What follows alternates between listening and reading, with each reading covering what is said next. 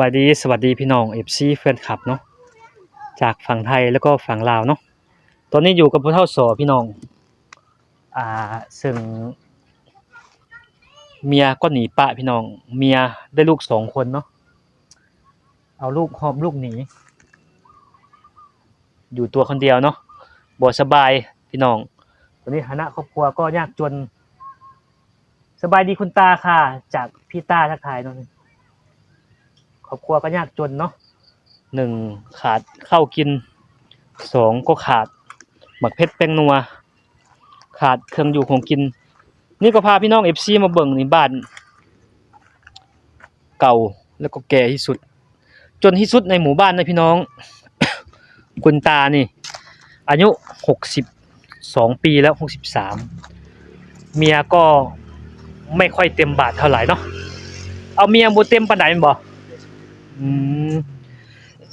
เดี๋ยวว่าสิถามเจ้าเอาเมียได้จักปีละเจ้าเอาเมียได้จักปีละจะเข้า10 ปีเอาเมียได้เข้า10 ปีแล้วได้ลูกนํกันจักคน2 คนเมียละคนให้บ้านใดหลัก16อ๋อพี่น้องเมียให้หลัก16เนาะเมียก็บ่เต็มบาทปานใดเมียบ่อยากเต็ม100นะพี่น้องเนาะบ่อยากเต็ม100แต่ว่าได้ลูก2 คนลูกชายอีก2 คนก็กินยาบ้าบ่อ๋อลูกชายอีก2 คนก็กินยาบ้าตอนนี้ลูกชายทั้ง2 คนก็พากันหนีเนาะไปหาอยู่หากินต่างไผต่างมันก็ปล่อยให้เหลือ คุณตาผู้เฒ่าสออยู่ผู้เดียวตอนนี้ข่อยก็เบิ่งตอนนี้ตาอยู่กับไผทักทายค่ะตอนนี้ตาอยู่คนเดียวครับพี่ตาครับอยู่คนเดียวมื้ออื่นบางทีอาจจะซื้อของกินเข้ามาให้เนาะบางทีซื้อของกินเข้ามาสวยอยู่คนเดียวพี่ตาอยู่คนเดียวจ้ะสภาพบ้านเรือนก็ปวดไปแล้วนี่ปวดไปแล้ว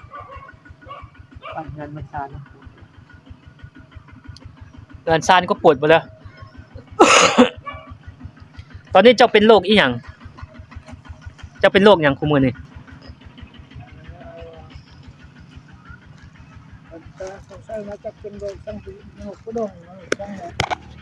เป็นอีหยังปะดงคอเนาะแต่ว่าบ่มีเงินรักษาแม่นบ่โอ้พี่น้องผู้เฒ่าสออายุ63ปีเอาเมียไม่เต็มบาทลูก2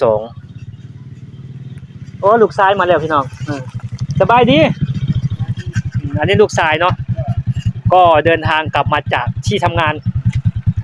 หาเงินเลี้ยงพ่อแล้วพี่ตาเนาะยังแข็งแรงไหมวะสุขภาพดีไหมส่วนใกล้กันกับเพื่อนใกล้กันกับมันละช่อเลยสุขภาพบ่ดีปานใดสุขภาพบ่ดีปานใดเอ้ยสุขภาพบ่อยากดีแล้วเราเป็นประดงคอแต่ว่าบ่มีเงินรักษาแม่นบ่นี่อันนี้ลูกชายเอาสบายดีเด้อสบายดีสบายดีลูกชายลูกให้อ๋อไปให้ไปเฮ็ดให้มาสุขภาพดีไหมบ่ดีปานใดเนาะเราก็หาเงินเลี้ยงพ่อมีแต่ผู้เดียวนี่บ่หาเงินเลี้ยงพ่อเนาะเพิ่นจะได้แม่เจ้าเอาลูกหนีป้าแล้วเอาน้องเจ้าหนีป้าแม่นบ่โอ้เอาน้องหนีป้าเลยเอ้ยหนีได้จักเดือนแล้วแม่เจ้าเดินป้ายเดือนปลายมีแต่เจ้าเป็นเบิ่งพ่อเนาะบักเพชรเป็งนัวยังมีกินอยู่บ่บักเพชรเป็งนัวมีอยู่บ่ยังนะสบายดีจากพี่ตาเนาะบักเพชรเป็งนัวยังน้อยนึงแม่นบ่ยังบ่หลายบ่มีเงินไปปัวนี่เนาะบ่ต้องขอต้องการเงินไปรักษาเนาะต้องการเงินไปรักษา ต้องการเงินไปรักษาเด้อซื้อยากินกับยาบำรุงไปดงขอก็สิประมาณ500เลยเอ้ยประมาณนี้แหละหรือว่า300ก็ได้300 บาทประมาณนี้ส่วนที่เหลือค่อยก็สิซอยเติมเนาะนี่แหละพี่น้องอยู่กับผู้เฒ่าสอรักต่างวัยแม่นบ่ฮักต่างวัย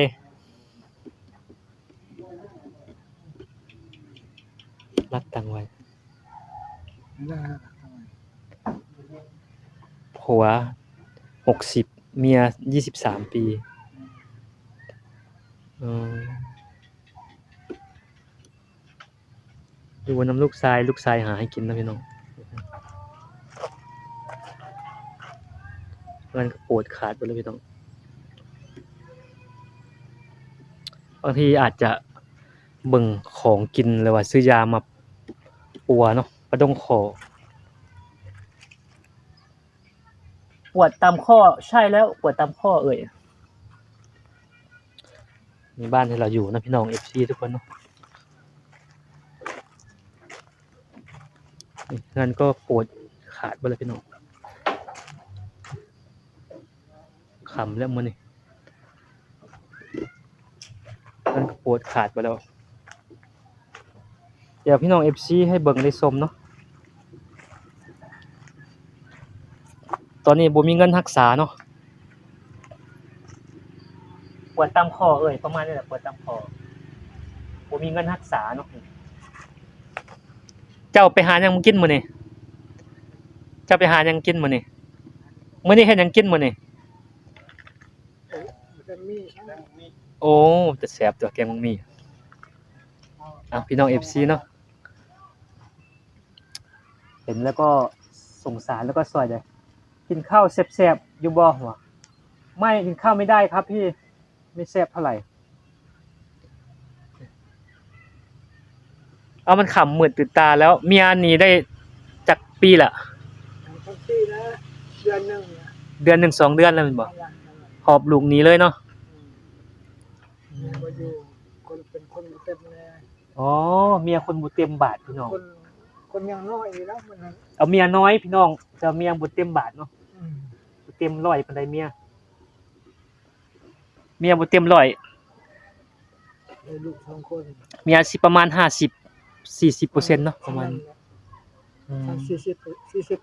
40%เนาะก็ฮู้นึ่งข้าวนึ่งน้ำอยู่บ่เมีย ผู้หนึ่งกับหนึ่งไปซะนั่นนะ อ๋อ หนึ่งก็บ่เป็นคั่นนะ หนึ่งก็บ่เป็นตักน้ำแต่งกินกันเป็นอยู่บ่ น้ำมันได้อยู่แล้ว เออ หนึ่งเขากับบาดเป็นบาดบ่นะส่วนหลายมีแต่ลูกเลยนะ โอ้ยลูกเบิ่งเนาะลูกเบิ่งเนาะนี่เงินขอบใจหลายๆเด้อ โดย ดีไว้ๆเดี๋ยวข่อยว่างๆค่อยมาช่วย โดย เอาขอบใจเพิ่นเด้อนี่ที่ข้างบ้านปลูกผักในบ่อปลูกบ่ได้ดอก เห็นอยู่บ่ ปลูกบ่ได้มันเป็นดินแคบ เพิ่นเห็นอยู่บ่ เห็นอยู่นี่แถวโน้นเพิ่นน่ะสบายดีอ่ะสิ สบายดีขนาด นี่ค่อยไล่สดเห็นเจ้าเพิ่นน่ะ สบายดี เนี่ยสบายดีนี่ไล่สดนะพี่น้องนะสบายดีเนาะนี่ไปไล่สดอยู่บ่ฮู้โทรศัพท์นะพี่น้องอันนี้โทรศัพท์แล้วบ่ฮู้ได้เนาะแล้วว่าอีหยังนี่เนาะ เพิ่นเห็นคือกันบ่ ก็เห็นเขาไล่สดอยู่นี่ไล่สด ฮู้ขน้อยเลย ฮู้เจ้าเห็น โอ้ เขาเห็นเจ้าอยู่นี่นี่เจ้ายืนลมกับเพิ่นนี่งงเลยบ่ฮู้โทรศัพท์นะพี่น้องเนาะ